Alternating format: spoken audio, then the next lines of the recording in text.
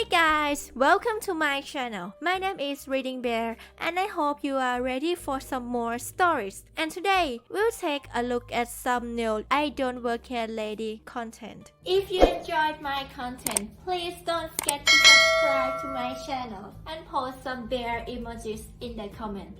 And now, let's dive right into the stories.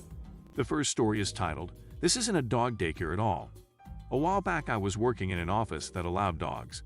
It was an open floor plan, and since customers never came into the office, we kept the dogs' food and water bowls right by the front door, just because it was the most convenient space and no one else would see them but us who worked there. Of the 6 of us who worked in the main office area, I was the only one who didn't have a dog, no pets policy at the apartment, and always felt horribly left out. To make matters worse, across the way was a doggy daycare. One day, a very frantic woman came in, and she had an absolutely massive basset hound with her. Usually the only people who came into the office were associates who had appointments with someone working there, but it was rare they brought their dogs. She ran up to me and said, "You work here?" And I said, "Yes. How can I help you?" And she said, "I wasn't sure if you took walk-ins, but I read online I could just drop them off." I tried to call but no answer. I didn't know what she was talking about at that point, and I said, "Come again. Who did you call exactly?" Thinking if I could just saddle her off to whoever she came to see, I wouldn't have to decipher her problem. She said, "Well, it doesn't matter now. Look, something urgent's come up and I really need to leave him here. Here's his food he likes and I'll be back in a few hours." And at this point, I wasn't thinking of the doggy daycare.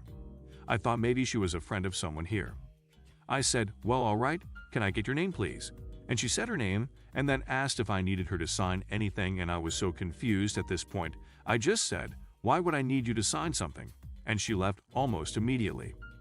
So I took Otis, the dog, to the back and showed him to my coworkers, and no one knew the woman or dog. I was worried she wouldn't come back, but at the same time, my wish for an office dog had been granted. And Otis was supremely chill. All he did all day was lie around and drool onto his own ears. I just freshened him up every now and then, took him out every couple hours, and he was happy as a clam on a big cushy dog bed we thankfully had an extra of. He just loved attention from anywhere he could get it. At the end of the day, the woman, thank God, came back. She said, "Thanks, you're a lifesaver." How was he? And I said he was a champ. And was about to say, "But why is he here?" when she said, "That's a relief." Most kennels say he gets anxious around other dogs. I heard you operated at a much higher capacity. I was thrilled to see you had so few clients in the room at one time. So, how much do I owe? And that's when I realized she thought we were a dog daycare. Now, I probably should have corrected her. But I loved my day with the office dog, and I did want to get paid for supervising this strange dog all day. I just threw out the number that sounded fair and appropriate. "That'll be $20, I said. She replied, "Really?" in this very high tone, and I couldn't tell if I'd overshot or undershot, but she paid me and left. My coworkers were laughing hysterically when they realized what had happened, and we thought it would just be a good story for the future. But the next week, she came back. She said we were so much more affordable and less overcrowded than her other place that she was happy to use us. I was glad for the company, so just took him. I didn't think there was any way she couldn't have at least some idea we weren't a dog daycare. The whole ordeal was so strange I just figured don't question a good thing. I was much younger and dumber then. Not long after, Otis started getting dropped off too, sometimes even 3 or 4 days a week. I was in heaven. He was such a love. And he made fast friends with the delivery guys and visitors. One day, we took our office Christmas card photo and Otis was over that day, so we included him. In a Santa hat. It was pretty great. But it turns out Otis' owner was friends with one of our clients, who I guess happened to have the card out on her table, or was kind enough to display it alongside her other holiday cards. Because one day Otis' owner came in holding the card and walked up to me and said, "I can't even believe I'm asking this, but is that my dog in this photo? This isn't a dog daycare at all. This is just an office, isn't it?" She said it with a note of surprise, as though she was looking around and putting it all together for the first time. No coincidence that this was the first time she wasn't in some crazy rush either. She was like, "Then who are all these other dogs?" And I explained. I was terrified she was going to demand her money back, or worse, take some sort of legal action against us for misrepresenting ourselves as a dog care business. "Why didn't you ever say anything?" and I explained we just really liked having Otis around. She stopped for a minute and seemed to be thinking and said, "Is that right?" And I said yes and told the story of how I was the only one in the office without a dog, so loved the company. She seemed a little flummoxed or hesitant, understandably, because the whole thing was so weird. She turned to my coworker and asked if I was telling the whole truth. I don't know why she thought my coworker, also a stranger to her, was any more trustworthy than me, but hey, strange times. Coworker backed me up. So she said, "Well, I wish you'd said something sooner. Could have saved me a lot of embarrassment with my friend back there. All right, I have to get going. See you at 4:00, and she left Otis. I couldn't believe it. I said, "So he can stay?" And she replied, "Where else could I find someone to watch him one-on-one all day for $1.20? And off she went. Otis stayed my office dog until his family moved away. Luckily, right around the same time, I took a new job. With all this time sitting around doing nothing, thought it was as good a time as any to tell that story. The next story is titled, Me, 27F, with my neighbors 40M, trespassing onto my rural property. Some background: I am a woman who works from home and lives very rurally on about 10 acres in the mountains. I'm talking really rural, dirt roads, smack dab in the middle of the woods, 40 miles away from any town or police help. Bears and mountain lions stroll by my house on occasion. I also live by myself with my dogs, which is partly one of the reasons I'm waffling about this. I bought this property almost 2 years ago, and I'm having some problems with the neighbors, an extended family who own a several piece of land and homes in this area comprising of an elderly gentleman in his 80s, his son and daughter-in-law, and their kids. When I made arrangements to buy this property, they were not happy. They wanted it for themselves. Before I even met the son, he got my number somehow and called me and offered me $40,000 to back out of the deal. I politely said no. I understand why he wanted it. The property is worth about twice what I bought it for. It's an amazing piece of land with some very valuable water rights on it, and I got a wonderful deal. Partly because the widower selling it to me was a family friend, and also because he knew I wouldn't tear down the little house that he and his late wife had lived in for 30+ years, and that he'd painstakingly done most of the really great work on himself. Most people would have torn the house down and built something bigger, because it is admittedly a really tiny house, and this area is mostly comprised of fancy rural vacation homes. But I love the house and he knew that, so he held the property for me for an entire year while I got my finances in order, which probably angered this family even more, that he made all these exceptions for me. My problem is this: there is a back road going through my property about 70 feet behind my house. There are no legal rights of way to this road. I've not only checked with the former owner, but I've gone through all the records at the county records office just to be sure. When I bought the place, because I own 2 livestock guardian dogs, I fenced in about 4 acres of the property, right up to the edge of the road, for them to be safe. I have no trespassing signs everywhere. I fenced off one end of the back road and put a giant 5-foot lock ranch gate on the other end, effectively cutting off access to a road that goes through my property and is not used by anyone. Anyone except for this family. I've had repeated problems with the elderly man walking all over the parts of my property that aren't fenced in. I've asked him repeatedly not to walk on the back road. It freaks my dogs out. They're very territorial animals. But because he's senile, he often forgets. I can forgive him forgetting, obviously. It's not his fault, and his family does not keep a good eye on him. They just let him wander all through the woods at any time of the day, which is seriously dangerous considering how senile he is. I honestly try to keep an eye out for him as much as possible, because I'm always worried he's going to fall and hurt himself. Unfortunately, yesterday, I look out my window, right as I'm about to get undressed, and see a giant group of people on my back road just strolling along. Not only the elderly gentleman, but the son, his wife, their kid, and some old lady with a German shepherd. My dogs go insane because not only are a bunch of people on their territory, but a strange dog is. It took me an hour to get them calmed down, and then when I let them out later, they spent another hour freaking out because the strange dog's scent was all over. I know I need to go and talk to them, but I'm kind of nervous and worried. I know very little about these people except for they own a lot of guns and are resentful that I bought a piece of property they think should be theirs. I also suspect they are behind an anonymous note that was left in my mailbox, threatening my dogs and implying that I was being watched closely by a group of neighbors. I've kept the note just in case I need to go to the sheriff. I look much younger than I am, and I sometimes have problems with people, especially really masculine/country dudes like the son. taking me seriously. This man has already repeatedly commented about how my father must have given me the money to buy my property, because a young woman couldn't possibly do it on her own. He didn't, for the record. I did it all on my own. I'm totally freaked out at this point.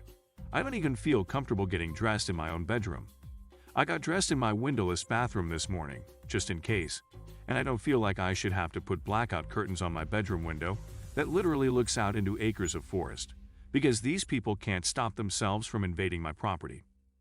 I think it would be best to talk to them before going to the sheriff, partly because snow is coming, and if there was a genuine problem, it takes about 40 minutes for the cops to get out here, and I don't want a violent confrontation, and I'm really worried about retaliation, especially when it comes to my dogs. They could easily just throw poisoned meat over the fence or cut a section of the fence at night, and my dogs would be gone. I also have some vision problems, so I'm probably the only person out here that doesn't own a ton of guns. I do have stun guns, though, for my own protection. And I have the dogs. If anyone has any thoughts or recommendations on this situation, I'd greatly appreciate it. Rural life and rural neighbors can be kind of weird and resentful, and while I've lived rurally before, this is the first time I've lived alone, and I've never been this far from immediate police help in case. But this stuff has got to stop. I moved out here for the quiet and privacy. They keep disrupting my workday because I work from home. I put up a 6.5-foot fence. I have no trespassing signs everywhere. I have locked gates. I don't know what else to do to keep them out. Edited to add. I think I've been a bit unclear about the positioning of the road. Sorry about that. The back road behind my house is not needed to access anything by anyone. I don't even use it. It ends and begins on my property, because it was built in the 70s so that the former owner could put a trailer behind the house. It's basically a shelf carved into the mountain, and I own 2 acres of forest the other side of it as well. You also either have to hop the ranch gate or walk about 50 feet up a steep embankment in order to even get on the road, and I really worry about the elderly father especially falling and hurting himself and then them suing me. It's very mountainous terrain out here if you go off the main road, and I've even fallen a few times on my property up there, because it's really steep and forested. The neighbors who keep trespassing aren't direct neighbors and don't even live on the same side of the main street as me. They live several houses down. They just keep coming over and trespassing my property in order to walk a blocked-off road that's basically the length of a city block. The next story is titled, "Sorry, Replacement, I'm Not Training You." This happened over 18 years ago, but I remember it like yesterday. I had worked for a law firm in a clerical role for about 3 years. Though not a lawyer, I ended up doing a lot of work that lawyers normally handled, but not for lawyer pay. Anyway, I landed my dream job in another field, more interesting, better hours, better benefits, double the pay. I hit the jackpot and was on my second from last day at the law firm, having respectfully given and honored my 2 weeks' notice. As it happened, I needed to take an extended lunch break one day to handle some business related to my pending new job. I arranged it ahead of time and even came in 2 hours early to make sure all my work was completed on time. Damn, I was too conscientious. Anyway, my lunch business took me longer than expected and I returned about an hour later than planned. No big deal, right? I had very little left to do and only 2 more days at that job anyway. Nope.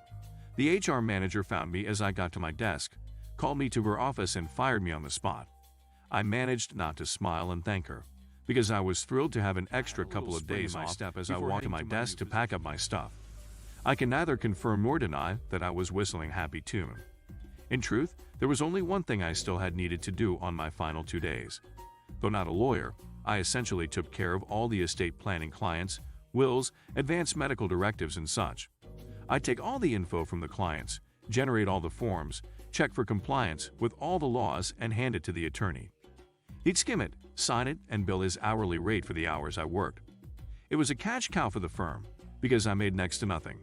Anyway, though I was good at the work, the files were rather a mess. Let's just say my system worked for me, but it was eclectic. As I was packing my desk, I left them piled in a box on the floor. Moments before I was preparing to walk out of there for the last time, the young attorney, yes, attorney, who had been assigned to take over that part of my work, came up to my desk. He said, "HR manager told me to come find you and have you show me the estate planning files. She said you'd show me what I need to do."